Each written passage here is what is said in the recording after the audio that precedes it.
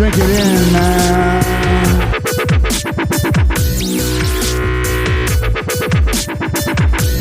Touchdown, Detroit Lions!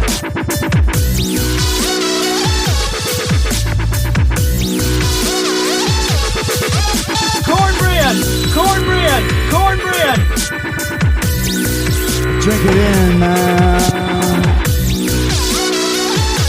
Touchdown, Detroit Lions!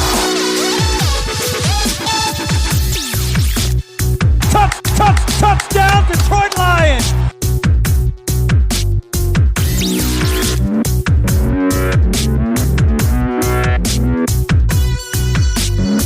Cornbread!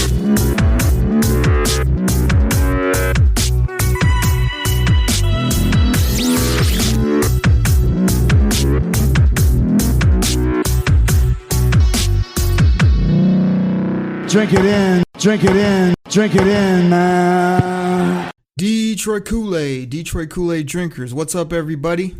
This is the Wednesday show here on the Detroit Koolaid Cast. I'm your host, Derek Oakery. You can find me on Twitter at Derek Oakery. And week one is in the books. We got a lot to talk about on this show. But before we do that, I got to introduce my main bro.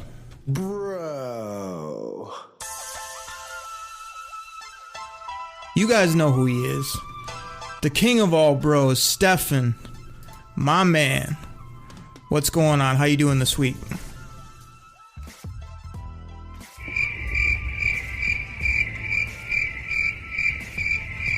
Everybody, let me kill the crickets music. Let me kill the bro music. Here's the thing. Instead of the king of all bros, you might be the king of all no-shows. Stefan, man, I don't know what to say. Good dude. Something always comes up right before we start recording. I think he had some serious family things, or who knows, allegedly, what he's got going on. But no, I'm just kind of killing him off the top. Was hoping to have him on. Me and Stefan actually, I got to go down to his crib down near Ann Arbor, and we went to the Michigan game under the lights. We went to the Lions game. We had a lot to talk about here on the show, but he's got me going solo, but not a problem. We got plenty to talk about. So before we get into it, I just want to say, bro, what a football weekend. Absolutely incredible. We just had an absolute blast at the Michigan-Washington game. Under the lights, maze out, incredible tailgate. Probably had, 30, 40 plus people at the tailgate, food everywhere. Just an absolute blast. Hanging out, having a couple beverages, laughing, playing some cornhole, some bags, whatever you want to call it. And then, like I say, it's just great to have a night game. This is probably the best Michigan football game I've ever been to. The crowd was absolutely electric. It was fun just to watch them play bully ball all day and run it. So that was great. The crazy part was we had so much fun at that game, and it went so late, and then we hung out after that.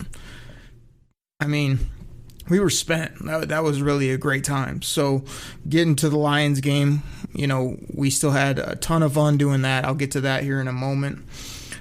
But you guys know I'm not here to talk Michigan football necessarily, but I had to get that in. I'm here to talk Lions football. So let me talk about a couple news items off the top. Then we're going to transition on the back half of the show into this game review. Again, I'm not going to go line by line. I'm not going to bore you with play-by-play type details. I'm going to try to entertain you, give a little Detroit Kool-Aid of what this game was about, what I thought, things like that. So everybody, drink it in before we get going. Drink it in, man. So I'm going to get to the game review, but I want to talk about a couple news and notes that everybody wants to hear about and is curious about right now. So disappointing news. Mr. Okudah, ruptured Achilles, out for the year. And, I think it's a big blow. I really do. This guy's young. He's picked 3rd overall. Said he had a good camp.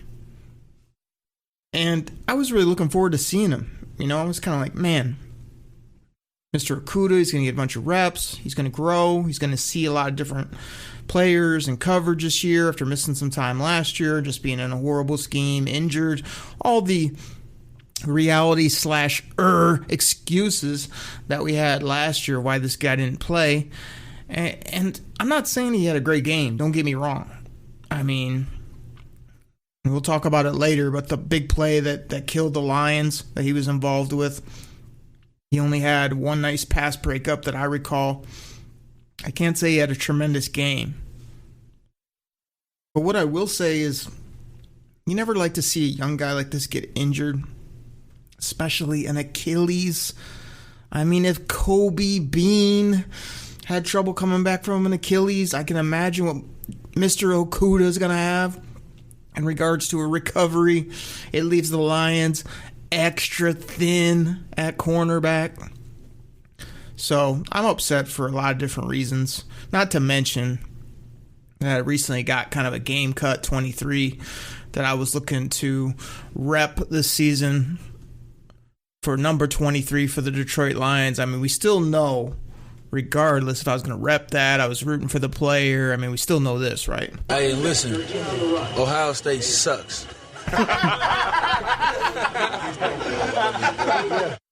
I mean, we know that's true. We also know that it was hilarious that team down south got beat by the Oregon Ducks in their house. I mean, you got to laugh at that. That was tremendous. Everybody's in. I mean, I absolutely loved that they took an L. That just made Saturday even a better day. But back to Jeff Okudah. I mean, to me, the Lions need to go get Quentin Dunbar back if he's good to play. I know he had some family issues, some other things that we'll never really know about are going on, but if he's ready to play ball and they feel like they liked him enough, bring him back, put him and AO on the outside. I'll get to AO, baby, a little bit later because I got issues with him as well. But you got to not only do that, I would probably look to, see what other corners and people might be out there, because I don't know that you can just get Quentin Dunbar and say, all right, we're good to go. I mean, it's a really thin, young group, and there's a lot of people out there that are already calling Jeff Okudah a bust, saying he's never going to be the same. Mike Valente saying he's played his last down as a Lion. I mean, listen to that clickbait type stuff if you want. Now, I do have concerns that, this player, it's going to be 2 years basically just wasted. And even when he has been out there, he's very spotty at best in regards to making plays on the football, being able to cover people. I still love his mentality. I love his athleticism. I know Dan freaking Campbell said that he's a absolute freak, that he sees in practice and athletically. You would have to think that's going to take a little bit of a step back in regards to, usually even after you come back from an Achilles, it's a full year even after that, so you really are back to a semblance of what you were, being able to explode, cut, trust it, all that kind of stuff. So I don't know what's going to happen. I don't think the team is done. They're not going to trade him. They're not going to get rid of him. Pretty much just wait it out, have him recover, tell him to focus on next year, being ready, being positive, all that kind of stuff. So it's disappointing. It's also something that happens in the game of football. You need to have next man up mentality. But you hate for a young, high draft pick like that to have that type of injury late in week 1 of the NFL season. It's just rough. We were hoping to avoid that. One of these years, the Lions will avoid injury and actually be able to compete rather than having all their top players, top dogs go down early in the season, which we've seen over and over again here in Detroit. All right, let me get to topic number 2 here. Again, trying to hit at just a couple of the hot things that are going on. So, I was at the game. I'll give you my, bird's eye view account here in a bit. But there's a lot of love going to Penei Sewell. I was surprised they put him at left tackle. All reports are he played really well. Went back and watched the game again. Thought he played well. Nick Bosa thought he played well. All the different PFFs and people out there thought he did real well. And so it starts this debate of, now what do you do? Didn't really love him. His numbers weren't as good on the right side. Felt awkward, felt mismatched. Word is he was really excited to get this opportunity at left. it's just a whole shakeup. I mean, Taylor Decker's gone for like a month or so you don't have to worry about this next week or the week after, or probably even the week after that. But pretty soon after, you're going to have a decision to make, and I'm torn on it. I really am. I mean, Penei Sewell is 20 years old, isn't even 21 yet. He's the youngest left tackle to ever start and probably play that well, to be honest. But, I mean, here's the thing with Detroit and with Lions fans. I think, and I've been known to do it as well. I mean, I'm always drinking that Detroit Koolaid. You guys know that. Drink it in, man. But I'm starting to have an issue where, like, okay, Penei Sewell came out and played really well week 1. I mean, it's 1 week. Like, this guy, you see him in the jersey. This is, like, not necessarily a knock, but this is something I see when I watch the game. His build still looks really sloppy in the uniform. Like, I want to see him not only get his grown man strength, but look like some of those other all-pro old linemen where, yeah, they might be 330-plus pounds, but they're slim and trim and they're powerful. And, I mean, he's already powerful, but you know what I mean. Like, he doesn't look like a pro necessarily yet. Now, he has good feet. He can overpower you. His technique, especially on the left side, seemed to be where you want it. But I'm not putting this guy in the Hall of Fame after 1 game. I mean, he could go the next couple weeks and struggle. He really could. And then what do you do? You know, we're starting up this conversation of what do you do with Taylor Decker? Let the guy get a couple games. Now, if he absolutely shows out, if he plays incredible football for the next 4+ weeks, yeah, I'm pretty much on board with people. At that point, I don't want to move the guy. And I've got to figure out what to do with Taylor Decker. Taylor Decker, you know, it hasn't been said much yet in the media or in different podcasts, but Taylor Decker's quoted like time and time again about that he's a left tackle only, basically. That's what he said, I believe, coming out, you know, heading into the NFL. He takes a lot of pride in playing the left side. He just got paid. He's the leader of that offensive line. So if you think he's just going to come back in 4 weeks and accept what he would view as a demotion to the right side, I don't see it. I also don't see a few weeks when you're hurt being able to get yourself together and be able just to go over there. He's a vet. He's a pro. So there definitely is a chance, too, where he would accept that type for the team. But if I'm calling it right now, I think he'd be much more opposed, thinking that you're just putting this young cat over there that's been doing it for 4 weeks. He's been here, 4, 5 years now? Doing it at a high level on that left side where his technique is all sharpened up, where he's used to playing, where his footwork is down. Now you're just going to say, hey, figure out the right side in a couple weeks, bro. We're going to throw you over there. I would think it's unlikely to happen, but, you know, we'll see. Penei Sewell is the future.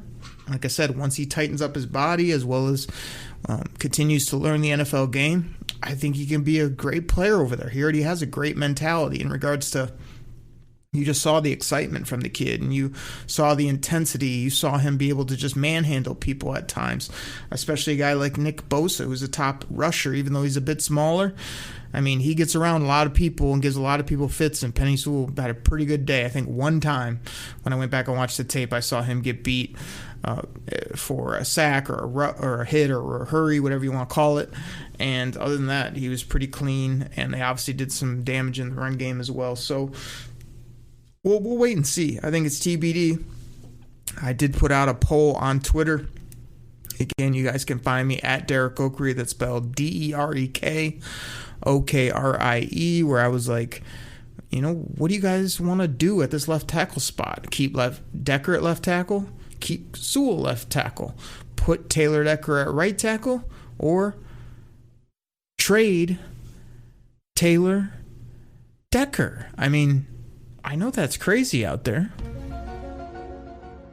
I know that some of you might be thinking there's some type of conspiracy, like they paid him, he's a Bob Quinn, Matt Patricia guy, they got their guy, now they want to just like throw this guy out with the bathwater. Like, I don't think it's a conspiracy at all. I think that it would just be a, you know, circumstance where if he's not in love with playing the right side, and if Penei Sewell is on lockdown and he feels comfortable and he's young and you know he's going to be your left tackle of the future, like, I mean, I hate to tell you, people, it might be a shocker. You may have to trade Taylor Decker to one of the many needy teams that need a left tackle. Eat a little bit of the money that you gave him, but also free up a lot of money. You're not gonna, win a Super Bowl this year. Let's put it that way. We still don't know what the season is gonna be like. Get a great return in regards to draft picks. Like if somebody makes you a trade you can't refuse, you have to not only consider it, you pretty much have to do it at this point. Now, I'm on record a million times over as saying I absolutely like and love Taylor Decker as a football player. I think that he's a great person, a great leader, and a above average top 10, 12 type left tackle or tackle overall in the game of football. But I'm definitely going to trade him if the value is right and if I'm totally sold on Penei Sewell as the guy and he needs to play that left side. And if Taylor Decker's not like, hey, I can figure out the right side. Like, I just want to win, as he always says in the media. We will wait and see. So if I had to say right now, what would I even say right now? It's tough to, I mean, if I had to ballpark it, the safe plan would be like, let's say that Penei Sewell plays great the next few weeks. I still think the safe plan is to let Taylor Decker take his spot back, not lose it due to injury, put Penei Sewell on the right side, and if Penei Sewell is just an absolute turnstile, has issues, or looks so much worse on the right side, you either make that flip or maybe at the deadline you make a move for Taylor Decker. But I wouldn't do it just based on 3 games, 4 games, whatever it is. And I think Taylor Decker's earned that right to come back and get his spot back. And the kid is going to play the left side regardless at some point, right? But the ideal offensive line right now is Decker, Jonah Jackson, Ragnow. I mean, it looks like they're going with Vaitai. I would probably change that up as well and either go with a younger, better player on that right guard spot, and then Penei on the right side at right tackle. That's what we set up for. That's what they practiced. That's what they were assuming was going to happen, and now it just got flipped upside down based on this finger injury, which to me is not going to be hard to bounce back from. I feel like he got surgery or whatever the case is, give it whatever weeks to handle, put their gloves, tape them back together, and when he gets back out there, he'd be ready to go. It's not some knee, it's not a shoulder issue that could give him problems. So I think that's what you do. You go back to status quo, and if 58 can't play the right side after a few games and Taylor Decker's still playing high quality football mid-season, you look to make either that trade or figure out a different solution. So we will see what happens, but those are the 2 news and notes I want to talk off the top. And real quick, before I get to our commercial break, our tremendous sponsors here on the show, I mean, I got to sum up my fantasy football week 1 in just one soundbite. Woo! I mean, here's the ridiculous part. I know some of you love fantasy football. People are like, man, I don't want to hear about your fantasy football teams. It's all good. But I'm in so many leagues. I'm probably in like anywhere from 20, maybe 30. It's ridiculous. Dynasty, deep dynasty, smaller leagues with my good buddies that we've had going for years. Lots of best ball drafts. I mean, there's lots going on. But literally, if I looked across the board, I won every fantasy league in week 1. I think I might have taken 1 L, and that was it. And that was in like a ESPN league that I did at the last second for kind of like extra draft, as well as ESPN was doing some contest where if you win it, there was some big prizes and whatnot. But every other league, I got the W, which is crazy because if you think about it, I don't draft like the same players on every team. I mean, I'm dipping, I'm trying to go for value, I'm trying to play the draft board. It's like I got all these players on all these different teams. You would think they're playing against each other, or hey, you're going to win some, you're going to lose some. That's normally what happens. Like, as I was just going down the list, I was just like W, W, W, W. Like, all W's. Incredible. So I had a lot of fun, lots of comeback victories. A couple of my buddies, that were in these leagues got some good breaks, bad breaks, but for me, everything seemed to break well, and it worked out, and it was just a really fun fantasy football week 1. So I hope all you guys are enjoying fantasy football out there. Again, you can check out my articles, USA Today Lions Wire. I think those usually drop Thursday morning or so. The Fantasy Football Weekly, where I try to give you guys waiver wire pickups. I talk about the Lions fantasy focus, who they're playing, as well as maybe give you a little look-see of what I think about the game. You can see that in there.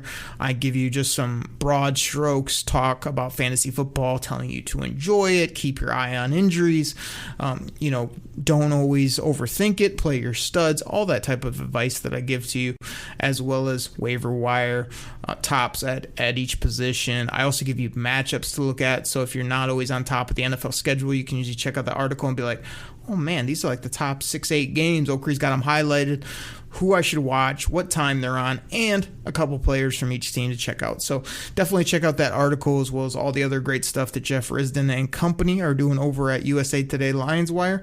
And everybody, let's take a quick break. And when we come back, I'm going to get into this Lions-San Francisco game, give you my review, what happened, some little nuggets that I saw that I loved, some I didn't love. We'll get into all that right after the break.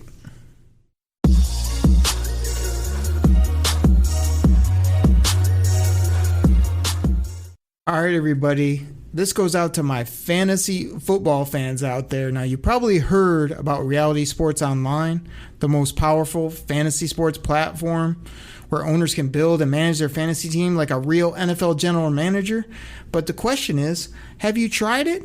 I mean, we're talking free agency, multi-year contracts, rookie drafts, multi-team trades. You can put franchise tags on guys. It's as close as you're going to get to being an NFL GM. But do you think it sounds complicated? It's not. I'm here to tell you it's the best thing about Reality Sports Online is it's just more fun than your normal fantasy league, but it doesn't take barely any more time. After all this, are you still not sure? I mean, come on now. You can test your general manager skills by going over to Reality Sports Online, call it RSO. Please go check out realitysportsonline.com right now.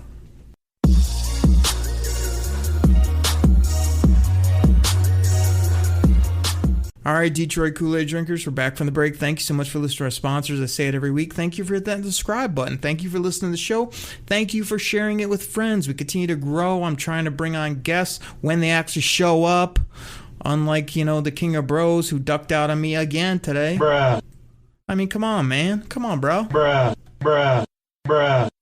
But no, Stefan will be back on, as well as who we got coming up. We got Logan Lim Randier coming up. He had to miss a week, I think, last month, just due to some craziness that came up and busy schedules. We got my buddy Chops, a.k.a. Brian Nicewanger. Normally say their name and then their nickname, but he's literally like Chops and then a.k.a. his actual name. And gosh, who else? We got Joey from the Bleed Podcasting Network will be coming back on. He, got to see his Bears get whooped up by Matt Stafford on Sunday night. And lots going on here on the show. So appreciate everybody. Check it out. I love doing it. Life is getting crazy hectic for me as well, but I love jumping on here talking Lions football. So thank you for listening and for dialing it in.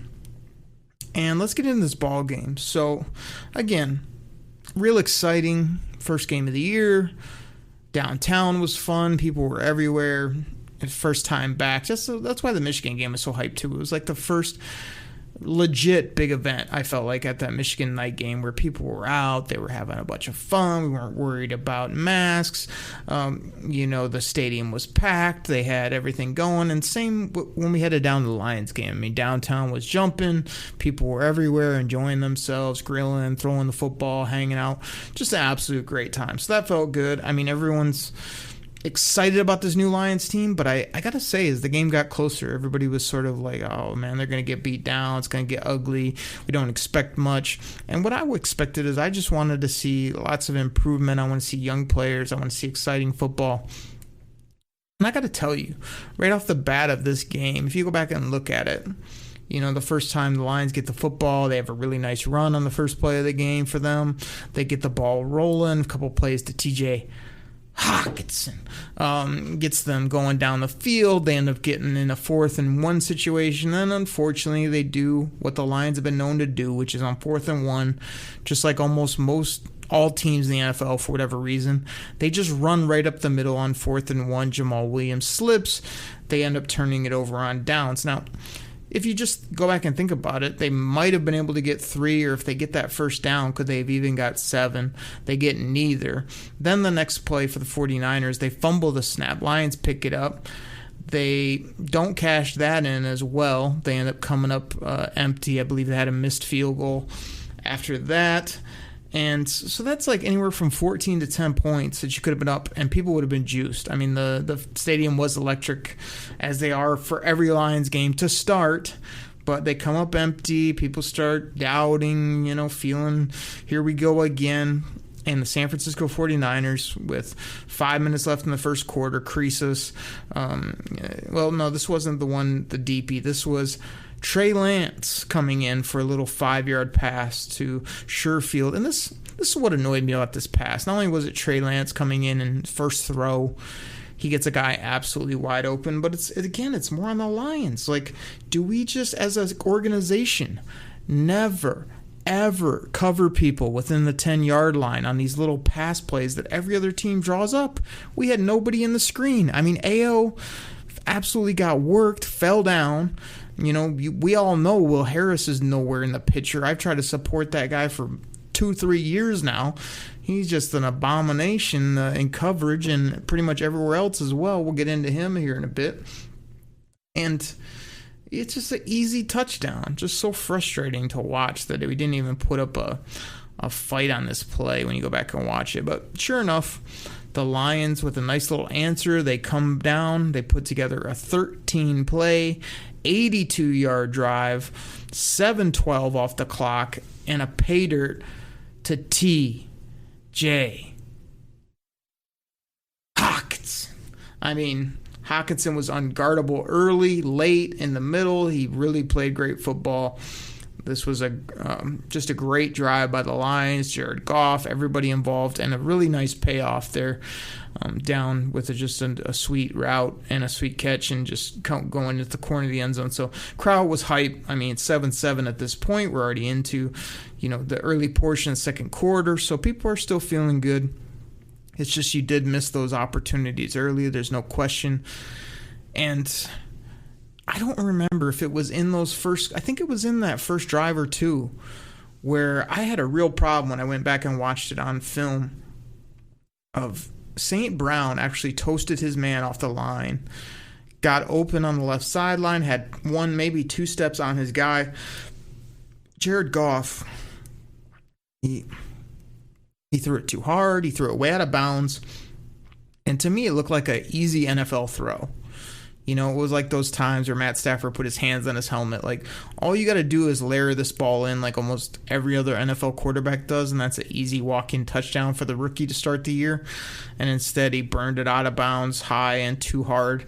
And that was really frustrating to watch back. I watched it back 2-3 times, and I was like, that's a throw you have to make. So after the Lions tied it up, I mean, the San Francisco 49ers, they put a really quick drive together, 4 plays, 78 yards, 2 minutes, and change off the clock. And Elijah Mitchell, I mean, an under-the-radar rookie who I had in some very deep leagues, but of course didn't start him, but he's in now because Mostert went down early. A 38-yard touchdown where he's barely even touched. I mean, just sweet play over to the right side, I believe it was, and he just waltzed into the end zone from 38 yards out. You cannot have that.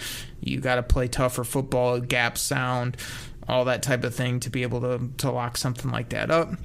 The Lions, halfway through the second quarter, get a 49-yard field goal from the kicker, which to me, it obviously did miss one early, but Seibert getting a 49-yarder and it had quite a bit of leg on it. That was a nice little answer. Got it back to 14-10. And you still had life at this point, feeling good.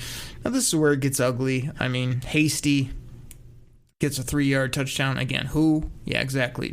Jermichael Hasty for the 49ers. Again, probably 5th plus 6th maybe on their depth chart at running back when it's all said and done. He gets a 3-yard score. That was a big drive, 7 plays, 75 yards. And this was the killer to me in the game overall, to be honest, let alone right now in the ball game. Minute 10 left. The Lions try to get aggressive and go down the field. They end up, Jared Goff ends up getting pressure, kind of gets his arm hit. Didn't matter, though. I mean, go back and watch it. There was 3 guys around T.J. Hawkinson, and this ball wasn't going to get through no matter if he was completely clean. It's going to be picked off anyway by one of those 3 guys, but his arm gets hit, taken by Dre Greenlaw, the linebacker, 39-yard pick 6 to make it 28-10 with only a minute or so left in that second quarter. And then the Lions, they end up giving it up again before the quarter's over. And then another 40-yard field goal by the kicker to make it 31-10 at halftime. Come on, man. That's just embarrassing. So with a minute 10 left, you could have went in the locker room 28-10. Instead, you get aggressive. And no, you could have went in 21-10. And instead, it ends up being 31-10. You give up 10 points in a minute of clock time. That's just inexcusable, absolutely. But the pick 6 was the huge play, in my opinion. It swung the game. It swung the crowd. It took all the air out of everything. Now, we're not feeling good at 21-10 either, but that's 10 points. You go get a stop. You maybe get some points, and it's a 1-touchdown game in the third quarter. Instead, the San Francisco 49ers come out, and early kind of mid-third quarter or whatever, the other backbreaker happens. It's 31-10 still, just back and forth, nothing really going on. The Lions dial up a pressure. I believe it was 3rd down, deep in their end, and Garoppolo throws up this football, and it gets, he gets hit sort of, so it's a wobbler. I'm yelling out, turn around, pick this off. It's on Mr. Okudah. He never turns. Deebo Samuel finds the football, and then here's the sad part too. You go back and watch it. Will Harris, I don't know if he's trying to play a carom or what he's doing, but this ball's a wobbler, and Will Harris runs he runs past the play again. He runs kind of to the very sideline. So all Deebo does is catch the ball. Okudah falls down. And then Deebo just runs away from everyone. Will Harris is way out of the play at that point. Absolutely loses his footing, his angle on him, whatever it was. But Deebo just ran away from Will Harris like he was stuck in mud. So that's a 79-yard touchdown to make it 38-10. So at that point, people are leaving the stadium. It's just, here we go again. I'm sitting there frustrated because, 38-10 is embarrassing. I know a lot of people will tell you, oh, they saw a lot of fighting, a lot of difference in this, whatever. At 38-10, I'm sitting there embarrassed by our defense. Offense hasn't done much except the T.J. Hawkinson touchdown. A little bit of a run game, yeah, we get it, but nothing else going very well for this team at this point. My buddy, the king of all bros, who's sitting there, is like, hey, bro. Bruh. You want to go, bro? Bruh. And I'm like, bro. Bruh. We can't go. We got to stay. We got to hang in there with the team. Bruh. And sure enough, the Lions come back, just absolutely sweet screen pass. How many times have I been calling for this on the show? Slip screen to DeAndre Swizzle, and he goes 43 yards for a touchdown. Here's the thing I love the most about this play. It was a great little play design, great throw by Jared Goff. How many times do we kind of see Matt Stafford both hit the play like this, but also try to go sidearm, try to do something a little nonchalant, and miss a play like this? Jared Goff put this perfectly. If you go back and watch it, Swift kind of half juggles it, but he makes a catch. And what I love about Swift is he gets up to speed. There's something about him. I was trying to describe it to Bro there at the game. I was like, Stefan, man, DeAndre Swift, there's something about him where he runs. He's got a juice about him, but he also runs sort of under his pads, and he also can both cut and maneuver at full speed. And sure enough, you go back and watch on this play, like he gets rolling up to speed, but he just eyes up the safety, I believe it was, and just gives him a half okey doke to the outside, and then just almost like a crossover. I think that's how they described it on the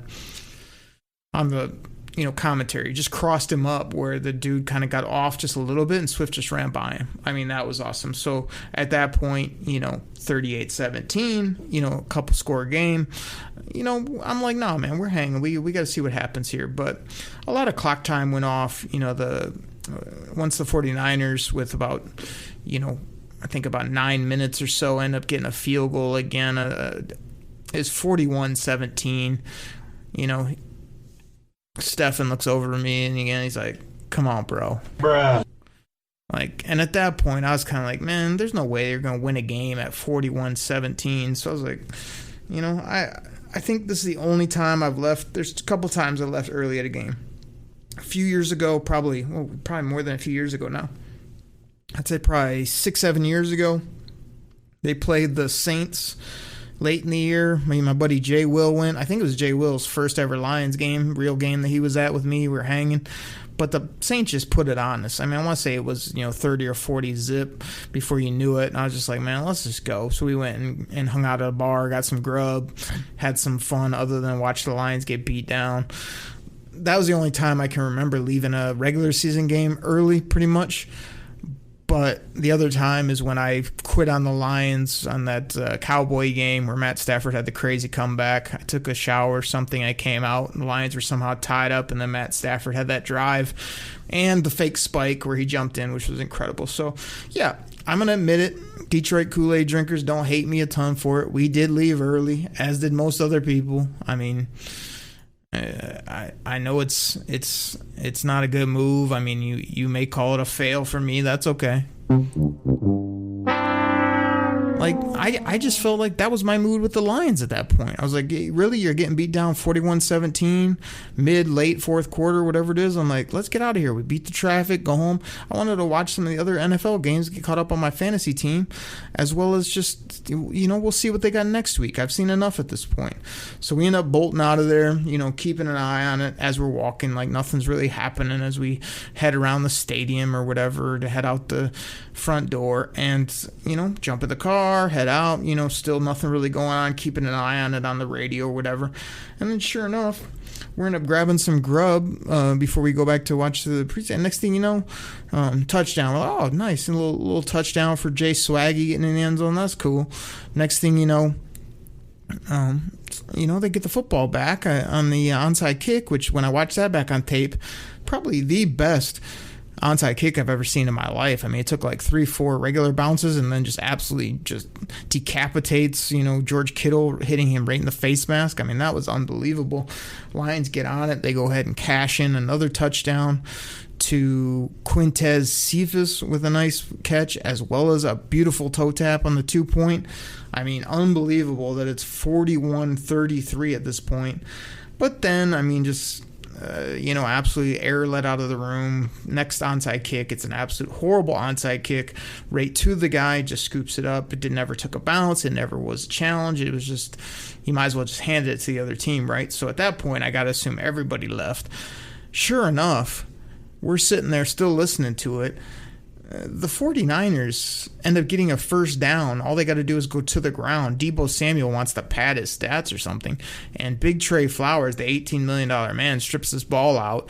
And the place, I mean, is going crazy. We're going crazy thinking, oh my gosh, they got the football back with a minute left and some, I think 1 or 2 timeouts, whatever it was. And then they start making plays to TJ Hawkinson. They end up throwing the ball. I believe either Raymond had an incredible back shoulder at this point, or St. Brown had a few plays here late in the game. Trinity Benson was making plays. So we almost missed probably the greatest, most unbelievable comeback of all time, because again, when I watched it back on film as well, it was like 41-17 with 2 minutes left. I mean, I think they were under the 2-minute warning, and we hadn't even started getting any of these points. That's what makes it so ridiculous. It's not like, right after they went 41-17, we got a touchdown. No, they did not do anything until like under the 2-minute warning when they got the first score, and then they got the second score, and then they got the ball back. And Jared Goff made a few plays, then obviously he kind of got crumpled under, pressure, as well as just missed a few throws here and there, a little dink and dunk all day from him. And then on the fourth down play, it was just disconcerting to see him just sort of chuck it out to the left side where nobody was there. I mean, everybody knows that you want to run a play where if all hell breaks loose, you can at least throw it in the end zone and maybe get a tip ball or something kooky happens, right? But to just stand there and then just throw it out to nobody at the left sideline was disappointing. But I mean, I'm not saying he was scared. I'm not saying that it was a wimpy play necessarily. It was just sort of like, why don't you have something drawn up to go to the end zone and give yourself some type of chance at that point based on the clock? 10 seconds, 12 seconds, whatever was left when I watched it back. But like I said, I would have kicked myself big time had they won it, because I did skate out. I'm not quitting on my team, don't get me wrong. It was more frustration. It was just like, I just can't take this as well as we wanted to get back and enjoy week 1 of the football season. It is the toughest one for me. I always go usually the week 1, but I always hate it because I'm missing out on fantasy football across the league kicking off, all the fun that is, NFL week with no bye weeks and all that good stuff. So, they didn't win. They came back. They showed fight. But when I watched it back, to be honest, I still felt like that 41-17 feeling. The end was fun, don't get me wrong, but I remember just a lot of 5-yard passes over the middle, getting cheap yards from Jared Goff. I felt like a lot of who cares defense from San Francisco. I felt that they did make some nice plays. I do feel like Quintez Cephas needs to get some more run as maybe the WR2, or just get him out there a little bit more. St. Brown, I think, will come into his own. Cleve Raymond, I'm kind of beaten up on because I don't really love. He's never done anything in the league yet. We're just penciling him in as this number 2 receiver, but he made a couple plays. They're going to have to find ways to get him open and do some different things. But overall, the running game was better. TJ Hawkinson really balled out, played great, 8 catches, 97 yards, and a tug. And, I mean, yeah, you can leave that game saying fight and saying you liked it or they had a chance, but they also were getting their ass kicked 41-17 with 2 minutes left, basically, before they went on this miraculous turn. So I don't think it's a game to hang your hat on by any means. I do think that you can say, kind of like Jared Goff said, like, we're going to have to see what we have over the first few weeks of the season.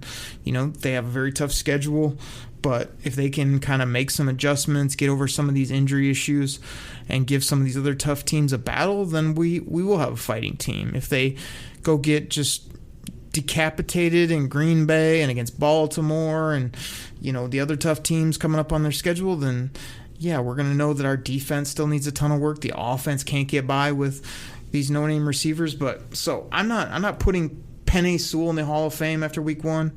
I'm not saying the Lions are defensive sieve after week 1. I'm not saying that our running game is fixed after week 1. I'm not saying Jared Goff's check down Charlie after week 1. And I'm also not walking away saying, man, this team just battled, because I didn't see that in person or even based on the comeback. I just saw, a team getting sliced and diced, making a few plays here or there on offense, still needing to get pressure on the quarterback, and taking an L in week 1 that could have looked real ugly, and instead gave you some Detroit Koolaid at the end to make you feel like, hey, let's see what they got in week 2. Drink it in, man. So, everybody, I love to come on here and whoop it up. That's what I saw. That's how I feel. I'm still excited. This next week, I'm going to get to chill at the DTO scouting office here at my place. I'll be on Twitter. I'm going to be checking my teams. I'm going to be wearing my Lions jersey. I'm going to be fired up for this ball game. But we'll see what they have on Monday Night Football. So, I'm excited to see it. And the question is kind of, now what? Now what for the Lions? Well, what's next? Now what is that smug, arrogant, pompous, entitled, just aloof piece of you-know-what in Green Bay, the old mozzarella sticks, and number 12, everybody's most hated hippie, Aaron Rodgers. I can't wait to talk about it on Friday. I can't wait to break it down. And I hope that we go into their house and break them down and actually beat them up and actually play good on both sides of football and come away with this W. But everybody, we'll talk about it all on Friday right here on the Detroit Koolaid Cast. Take care, everybody. We're out. Drink it in, man. Cornbread! Cornbread! Cornbread!